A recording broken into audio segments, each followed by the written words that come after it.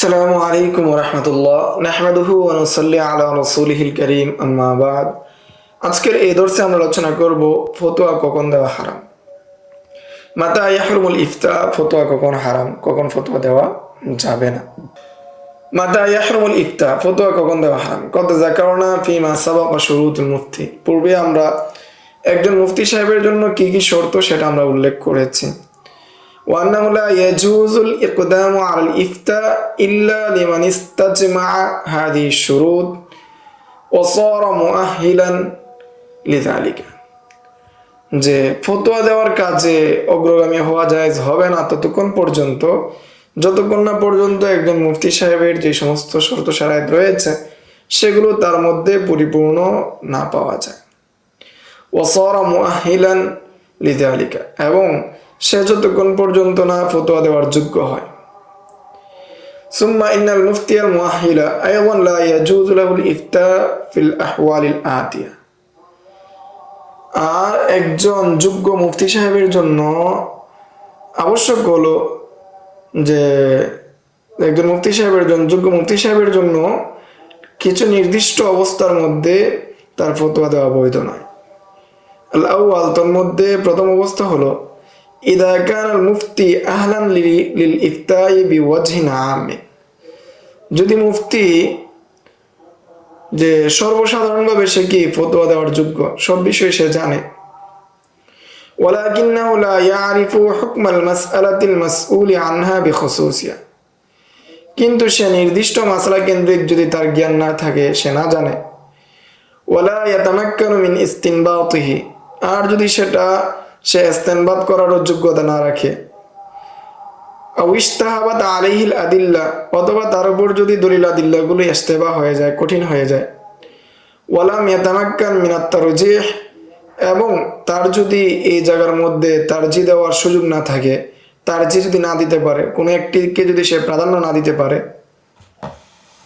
ওয়াযালিকা লিকাউলি রাসূলিল কারীম, এটা এই জন্য, অর্থাৎ এই অবস্থার মধ্যে কেউ যদি কোনো নির্দিষ্ট বিষয় না জানে, ইস্তেনবাত করার যোগ্য না থাকে, অথবা যদি তারজি দেওয়ার যোগ্যতা না থাকে, তারজির বিষয় যদি হয়, তখন ফতোয়া দেওয়া হারাম। এটা এই জন্য যে রাসূলের হাদিস থেকে দলিল, হারাম হওয়ার দলিল। আল কুযাতু সালাসা, যে বিচারক তিন প্রকার। ওয়াহিদুন ফিল জান্নাহ, প্রথম প্রকার হলো বা তোর মধ্যে এক প্রকার হলো তারা জান্নাতবাসী। ওয়াসনানি ফিন্নার, আর বাকি দুজন হলো জাহান্নামী। ফাআম্মাল্লাযী ফিল জান্নাহ, যে জান্নাতি, ফারাজুলুন আরাফাল হাক্কা ওয়া কাযা বিহি, জান্নাতবাসী যে সে হলো ওই ব্যক্তি যে সত্যকে জানলো এবং সে অনুযায়ী ফয়সালা করলো। ওয়া রাজুলুন আরাফাল হাক্কা ফাজারা ফিল হুকমি,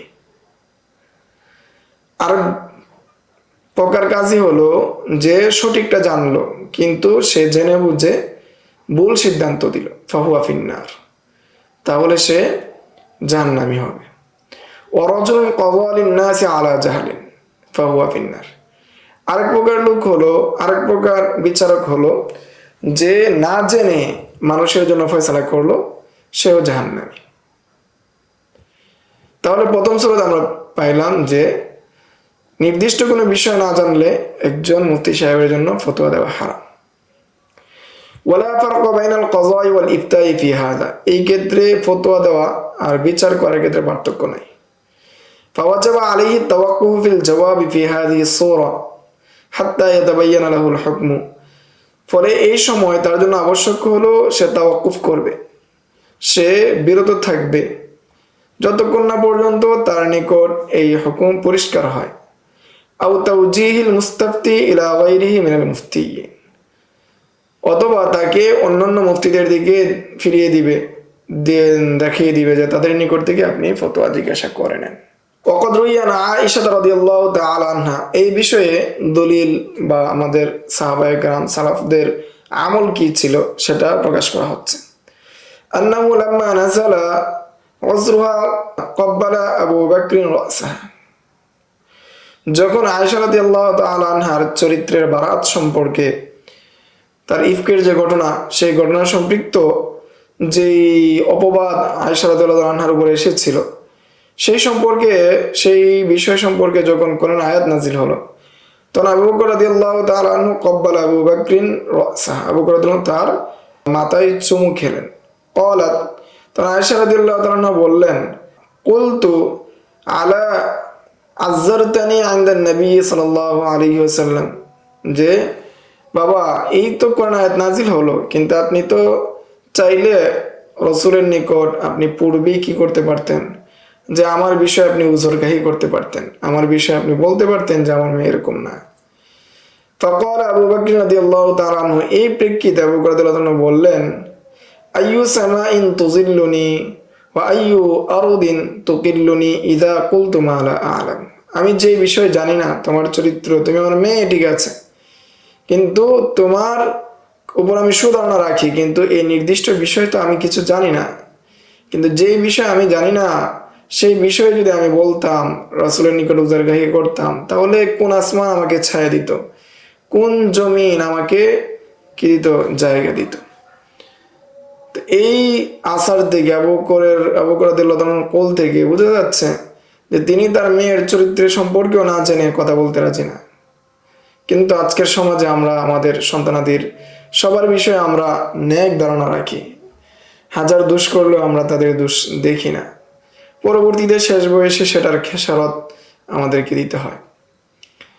ওয়ান উরওয়াতা আত-তামিমি রাদিয়াল্লাহু তাআলা قال قال علي بن ابي طالب, আলী ইবনে আবি তালেব রাদিয়াল্লাহু তাআলা তিনি বলেন, আবরাদাহা আলা কাবিদি সালাসু মাররাত, যে আমার অন্তর বসন্ত হয়ে যায়, ঠান্ডা হয়ে যায় 3 বার। ক্বালু, তখন তারা বলল, ইয়া আমিরুল মুমিনিন ওয়া মা যাকা, হে আমিরুল মুমিনিন, সেগুলো কি কি কারণে আপনার অন্তর ঠান্ডা হয়ে যায়?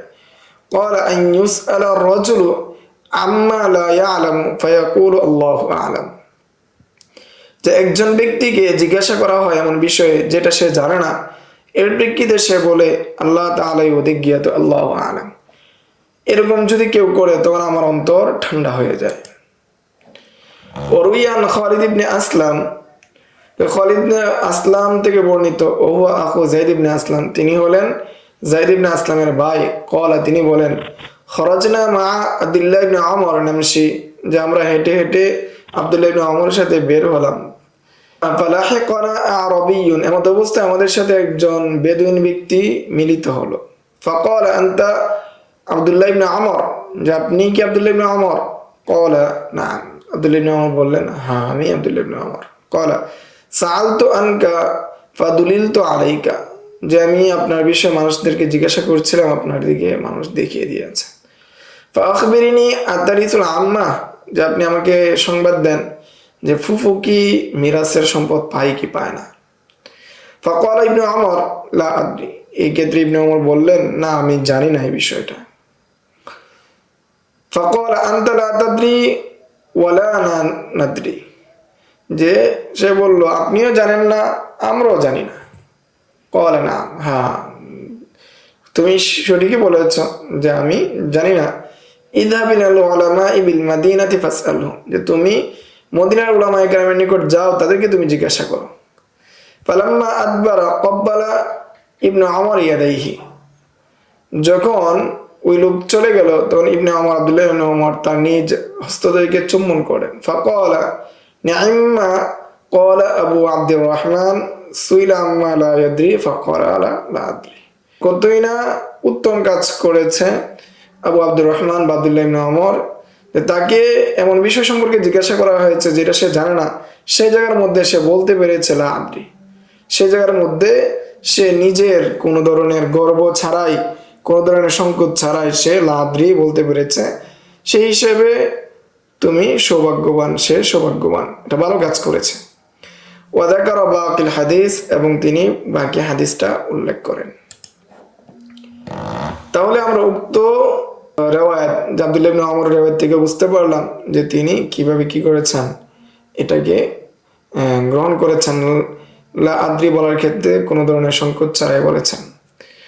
ওয়াকাদ আখরাজা ইবনে আব্দুল বার রাহিমাহুল্লাহু তাআলা আন আবিল হাসান আলী ইবনুল হাসান, যে তিনি বলেন, ক্বালা হাদাসানা সালিহ ইবনু আহমদ ইবনে হাম্বল ক্বাল হাদাসানি আবি قال حدثني محمد بن إدريس الشافعي رحمه الله تعالى বড় বড় ব্যক্তিরা সবাই ইমাম قال তিনি বলেন سمعت مالك بن أنس يقول سمعت ابن عجلان يقول وإذا غفر العالم لا أدري أصيبت مقاتله যে আলেম লাদ্রি বলা থেকে গাফেল হয়ে যায়, লাদ্রি বলে না, সে সব প্রশ্নের উত্তর দেওয়ার চেষ্টা করে, উসিবাত মুকাতিলুহু, তাহলে তার সব কিছু কি হয়ে গিয়েছে, তার যেই যন্ত্র রয়েছে, হাত রয়েছে, পা রয়েছে, সেগুলো কি হয়ে গিয়েছে, ধ্বংস হয়ে গিয়েছে। ওয়াহাদা মিন আযিল আসানিদ মিন হাইসু ইয়ারবিহি সালাসাতুম মিনাল আইম্মাতি বা'দুহুম মিন বা'দ, এটা সবচেয়ে গুরুত্বপূর্ণ একটা সনদ। এই সনদের মধ্যে কতক ইমাম কতকদের দিকে বর্ণনা করেছেন। আল ইমাম আহমদ আনিস শাফিঈ আনিল ইমাম মালিক রাহিমাহুমুল্লাহ তাআলা, এই মহান ব্যক্তিরা এটা বর্ণনা করেছেন।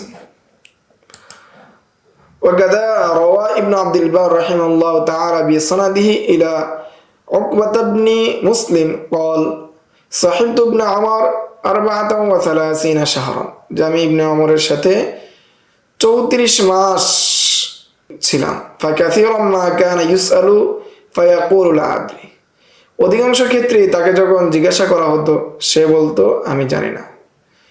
সুম্মা ইয়ালতাফিতু ইলাইয়া ফায়াকুলু, এরপর তিনি আমার দিকে থাকিয়ে বললেন যে আতাদ্রি মা ইউরিদু হাউলা, তুমি কি জানো যে এই সমস্ত লোকরা যারা আমার নিকট মাসলা মাসাইল জিজ্ঞাসা করে তারা আমার নিকট কি চায়? ইউরিদুনা আন ইয়াজআলু যুহুরানা জিসরান লাহুম ইলা জাহান্নাম, যে তারা চায় যে আমার পিঠকে জাহান্নামের রাস্তা বানাতে। ওয়ানিল আসরাম তিলমিজুল ইমাম আহমদ ইবনে হাম্বল, যে আসরাম থেকে বর্ণিত, তিনি হলেন ইমাম আহমদ ইবনে হাম্বলের ছাত্র, তিনি বলেন সামিয়তু আহমদ ইবনে হাম্বল রাহিমাহুল্লাহ তাআলা ইউকসিরু আন ইয়াকুলা লা আদরি, যে আমি আহমদ ইবনে হাম্বলকে শুনেছি তিনি অধিক পরিমাণে একথা বলেন যে লা আদরি, আমি জানি না। ওয়ানিল হাইসাম ইবনে জামিল কল, হাইসাম ইবনে জামিল তিনি বলেন শাহিদতু মালিকান সুইলান 48 মাসালা, যে আমি ইমাম মালিককে দেখেছি তাকে 48টি প্রশ্ন করা হয়েছে। ফাকালা ফি 32 মাসআলা লা আদরি, তোর মধ্যে তিনি 32টা মাসালার ক্ষেত্রে বলেছেন আমি জানি না, লা আদরি। ওয়া রুব্বামা কানা ইউসআলু আন 50 মাসআলাতিন ফালা ইউজিবু ফি ওয়াহিদিন মিনহা, কখনো তাকে 50টি মাসালা জিজ্ঞাসা করা হতো কিন্তু তিনি একটিরও উত্তর দিতেন না। ওয়া কানা ইয়াকুল, তিনি বলতেন মান আজাবা ফি মাসআলাতিন ফায়ানবাগি ক্বাবলা আল জাওয়াবি আন ইউরিদা নাফসাহু আলা আল জান্নাতি ওয়ান নার, যে ব্যক্তি চায় কোনো প্রশ্নের জবাব দিতে, কোনো মাসালার উত্তর দিতে, তার জন্য উত্তর হলো জবাব দেওয়ার পূর্বে তার জন্য আবশ্যক হলো সে নিজেকে জান্নাত এবং জাহান্নামের মধ্যে পেশ করবে। ওয়াসুইলা মালিকুন আন মাসআলাতিন ফাকাল, এবং ইমাম মালিককে জিজ্ঞাসা করা হলো কোনো মাসআলা সম্পর্কে, তিনি বললেন লা আদরি, তিনি বললেন যে আমি জানি না। ফাকিলা, তাকে বলা হলো হাদিহি মাসআলাতুন খাফিফাতুন সাহালাতুন, যেটা তো সাধারণ একটা মাসআলা, সহজ একটা মাসআলা। ফাগাদিবা, এবং তিনি রাগান্বিত হলেন এর প্রেক্ষিতে। অকল, এবং বললেন লাইসা ফিল ইলমি শাইউন খাফিফ, যে ইলমের ক্ষেত্রে কোনো জিনিস হালকা নেই, সব কিছুই ভারী। ফালা ইয়াজুজু লিল মুফতি আন ইয়াখজালা মিন কওলি লা আদরি ফি মিসলি হাযিল মাসাইল, ফলে একজন মুফতির জন্য বৈধ নয় সে কি করবে, এই কথা বলতে লজ্জাবোধ করবে যে কোনো মাসালার ক্ষেত্রে লা আদরি বলতে কোনো মাসালার ক্ষেত্রে লজ্জাবোধ করবে, এটা একজন মুফতি সাহেবের শায়নে শান নয়, এটা মুফতি সাহেবের জন্য উচিত নয়। আসানি, দ্বিতীয় স্রোত হলো ইযা কানাল ইফতাউ বিহাওয়ান ওয়া মাইলিন মাআল মুস্তাফতি, যে দ্বিতীয় স্রোত ফতোয়া দেওয়া হারাম এর দ্বিতীয় স্রোত হলো যখন ফতোয়াটা হবে কোনো প্রবৃত্তির অনুসারীতে অথবা মুস্তাফতির দিকে ঝুঁকে গিয়ে মুস্তাফতিকে খুশি করা, মুস্তাফতির মন অনুযায়ী ফতোয়া দেওয়া। বিহাইসু ইয়াগলিবু যন্না আন্নাহু ইয়াতাহাওয়ানু ওয়া ইউদাহিনু মাআহু, অথবা তার যদি ধারণা হয় সে এটাকে নিয়ে ভিন্নভাবে এটাকে প্রয়োগ করবে, ভিন্নভাবে ব্যবহার করবে, এটা সে সৎ কাজে ব্যবহার করবে না, সে নিজের দিয়ানতদারির জন্য ব্যবহার করবে না, তখন ওই মুফতি সাহেবের জন্য ফতোয়া দেওয়া হারাম। দলিল হিসাবে উল্লেখ করা হচ্ছে, আল্লাহ তাআলা বলেন, ইয়া দাউদ ইন্না জাআলনাকা খলিফাতান ফিল আরদ ফাহকুম বাইনান নাসি বিল হাক্কি ওয়া লা তাত্তাবি'ল হাওয়া ফায়ুদিল্লাকা আন সাবিলিল্লাহ।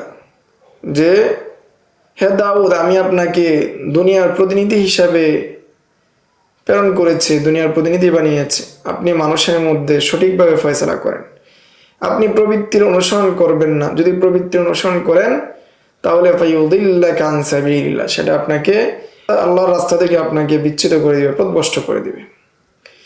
ইন্নাল্লাযীনা ইয়াদিল্লুনা আন সাবিলিল্লাহ লাহুম আযাবুন শাদীদ বিমা নাসু ইয়াওমাল হিসাব। ওয়াজা ফিল ইকনা'i ফি মাযহাবিল ইমাম আহমদ, ইকনা কিতাবের মধ্যে, যেটা হাম্বলি মাযহাবের উপর লেখা হয়েছে, যে ইয়াহরুমুল হুকমু ওয়াল ফুতিয়া বিল হাওয়া ইজমা'আন, যে সর্বসম্মতিক্রমে এজমাগতভাবে যে প্রবৃত্তি অনুযায়ী ফতোয়া দেওয়া হারাম।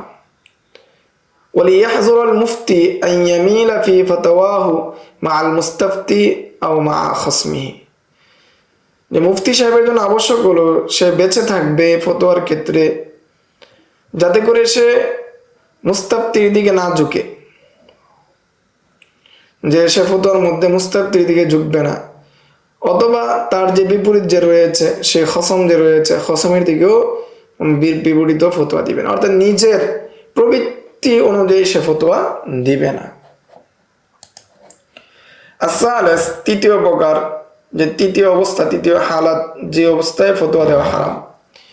ওয়া কানাল মুফতি ফি হালাতিন তামনাহু মিন আদাই ওয়াজিবিহি ফিল ফাতওয়া মিন আত-তাআম্মুলি ওয়ান নজরি সহিহ, যখন মুফতি সাহেবের এমন একটি অবস্থা হয় যে অবস্থার কারণে তার ওয়াজিব যে ফতোয়া রয়েছে সেটা সে আদায় করতে পারে না, সে ভালো করে ফতোয়া বুঝতে পারে না, নজরে সহিহ করতে পারে না, তখন তার জন্য ফতোয়া দেওয়া হারাম।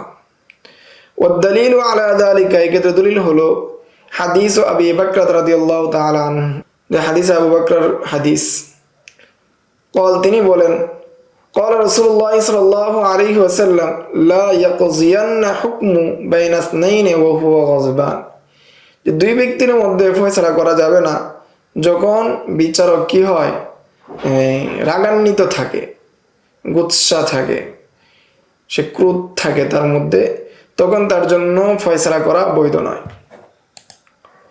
ওয়ালিযালিকা ক্বালু, এই জন্য ফুকাহায়ে কেরামগণ বলেন, ওমিম্মা ইয়ানবাগি লিল মুফতি মুরাআতুহু, এই জন্য মুফতি সাহেবের জন্য আবশ্যক হলো এই বিষয়গুলো লক্ষ্য রাখা, যে আল্লাহ ইফতিয়া হাল ইশতিগালি কলবিহি বিগযবিন আও রুহবাতিন আও শাহওয়াতিন মিম্মা ইখরিজু আনিল ইতিদাল, যে মুফতি সাহেবের কলব যখন রাগান্বিত থাকে, অথবা ভয় থাকে, অথবা শাহওয়াত থাকে, কোনো ধরনের বিষয়ে তার উত্তেজনা থাকে, কোনো বিষয়ে সে মানে এই এক্সাইটেড হয়ে আছে, এমন অবস্থায় তার স্বাভাবিক যে তবিয়ত রয়েছে, স্বাভাবিক যে অবস্থা রয়েছে, সেটা থেকে যদি তাকে বের করে দেয় তাহলে তার ফতোয়া দেওয়া বৈধ নয়। ওয়া কাযালিকা শিদ্দাতুল হুজনি, অনুরূপভাবে তার যদি চিন্তা বেশি থাকে, সে কঠিনভাবে চিন্তিত থাকে, ও শিদ্দাতুল ফারহি ওয়া নাহবিহা, এবং অধিক খুশি থাকে কোনো কারণে, ফাইন গালাবা ইনফিআলুহু আন সিহহাতি তাফকিরিহি, যদি তার সঠিক চিন্তা থেকে বের হয়ে যাওয়া, সঠিক চিন্তা থেকে সে বিমুখ হয়ে যাওয়াটা তার মধ্যে গালেব হয়ে যায়, ওয়াজাবা আলাইহি আন ইয়াকুফা আনিল ইফতাই ইলা আন ইয়াউদা ইলা তাবিআতিহি, তখন তার জন্য আবশ্যক হলো যতক্ষণ না তার তবিয়ত স্বাভাবিক হবে, তার শরীর স্বাভাবিক হবে, মেজাজ স্বাভাবিক হবে, ততক্ষণ পর্যন্ত তার ফতোয়া দেওয়া নিষেধ। ওয়াকাযালিকা ইন কানা বিহি নুআসুন আও জু'উন আও মারাদুন শাদীদুন আও হাল্লুন মুযআইজুন আও বারদুন মুলিমুন, অনুরূপভাবে যদি কোনো ব্যক্তির কি থাকে, ঘুম থাকে, ক্ষুধা থাকে, ভীষণ অসুস্থতা থাকে, বেশি গরম লাগে অথবা বেশি ঠান্ডা লাগে, আও মুদাফাআতুল আখবিসাইন, অথবা প্রস্রাব পায়খানায় ব্যাগ থাকে, এমত অবস্থায় ফতোয়া দেওয়া নিষেধ যতক্ষণ না পর্যন্ত সে স্বাভাবিক অবস্থায় আসছে। যেহেতু ফতোয়া আল্লাহ তাআলার একটা গুরুত্বপূর্ণ কাজ, আল্লাহ তাআলার প্রতিনিধিত্ব করা, এই জন্য একজন মুফতি সাহেবের জন্য স্বাভাবিক তবিয়তে ফতোয়া দেওয়া আবশ্যক। আজকের এই দর্সে 3টা অবস্থা নিয়ে আলোচনা করা হয়েছে, যে এই 3 অবস্থার মধ্যে ফতোয়া দেওয়া হারাম বা নিষেধ। আজকের দর্স এই পর্যন্তই। আসসালামু আলাইকুম ওয়া রাহমাতুল্লাহ। ومن يؤت الحكمة فقد أوتي خيرا كثيرا وما يذكر إلا أولو الألباب